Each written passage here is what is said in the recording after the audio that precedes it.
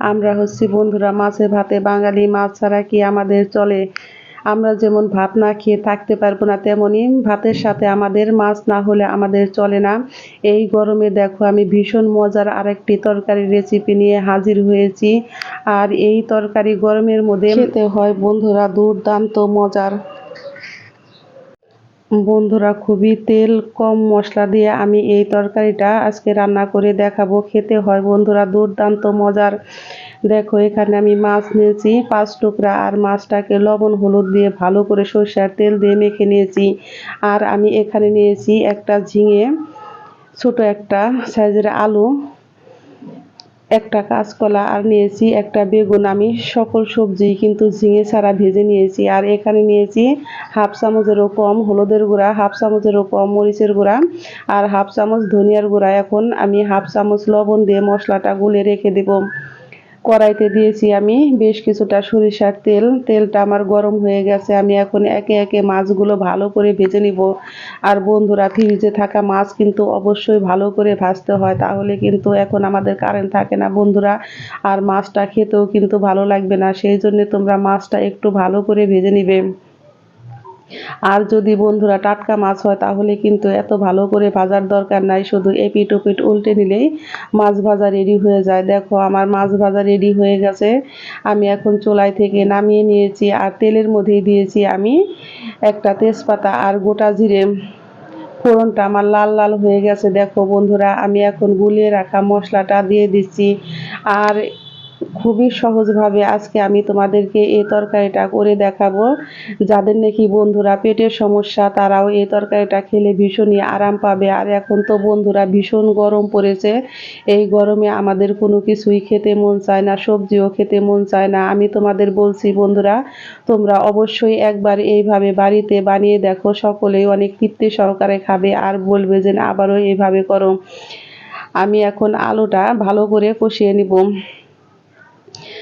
আমার দেখো আলুটা কষানো হয়ে গেছে। এখন আমি এর মধ্যে দিয়ে দিচ্ছি কেটে ধুয়ে রাখা ঝিঙে, আর দিয়ে দিচ্ছি আমি 4-5টা কাঁচামরিচ চিরা। এখন সমস্ত উপকরণ দিয়ে আমি আবারও একটু ভালো করে ভেজে নিব। আর বন্ধুরা অবশ্যই তোমরা কাঁচকলা দিয়ে যদি রান্না করো তাহলে কাঁচকলাটা কিন্তু একটু লবণ হলুদ দিয়ে সিদ্ধ করে নিবে, তারপরে আলুর মতো সুন্দর করে ভেজে নিবে। আর আলুর মতো যদি সুন্দর করে যদি কাঁচকলাটা যদি ভাজা হয় বন্ধুরা তাহলে তরকারিটা খেতে হয় দুর্দান্ত মজার। কাঁচকলা কিন্তু একটু কম ভাজবে না, কাঁচকলাটা কিন্তু একটু বেশ ভালো করে ভাজতে হয়। আর কাঁচকলাটা দেখো আমি যখন কেটেছি আমি কিন্তু তখন চোকলাটা আমি কিন্তু বেশি ফেলে দেইনি, সেজন্য বন্ধুরা একটু কালো কালো দেখাচ্ছে, তাতে কোনো অসুবিধা নাই। আমি এখন দিয়ে দিচ্ছি ভেজে রাখা বেগুন। এখন সমস্ত সবজি দিয়ে আমি এখন একটু ভালো করে সবজিটা কষিয়ে নিব, কারণ আমার সব সবজি তো বন্ধুরা ভাজা, সেই জন্য আমাকে বেশিক্ষণ আর কষাতে হবে না। দেখো কষাতে কষাতে কিন্তু আমার ঝিঙে থেকে জল উঠে এসেছে, দেখতেই পারছো বন্ধুরা। আর এই তরকারিটা খেতে হয় যেন এত বন্ধুরা দুর্দান্ত মজার। আমার এই রান্না যদি বন্ধুরা তোমাদের ভালো লেগে থাকে তাহলে অবশ্যই অবশ্যই একটা লাইক করবে, কমেন্ট করবে, শেয়ার করবে। আর যারা আমার নতুন বন্ধু আছো তারা আমাকে একটা সাবস্ক্রাইব করতে ভুলবে না। আমি আবারও ফিরবো নতুন নতুন কোনো রান্নার রেসিপি নিয়ে। আমার নতুন বন্ধু, পুরাতন বন্ধু এবং ইউটিউবের বাইরে যারা সদস্য আছো তাকে সকলকে জানাই আমি অনেক অনেক ধন্যবাদ। সকলে অনেক ভালো থেকো বন্ধুরা। দেখো কথা বলতে বলতে আমার কিন্তু সবজিটা কষানো হয়ে গেছে। এখন আমি এর মধ্যে দিয়েছি বেশ কিছুটা পরিমাণে জল। আর জলটা বন্ধুরা অবশ্যই বুঝে দিবে, কারণ বেগুন কিন্তু ভেসে ওঠে, ঝিঙাও ভেসে ওঠে। সেই জন্য বন্ধুরা তোমরা যদি এই বেশি ঝোল দাও তাহলে কিন্তু তোমাদের খেতেও বেশি ভালো লাগবে না। যাক তোমাদের যে যেরকম ঝোল খেতে পছন্দ করো তোমরা সেইভাবেই করবে।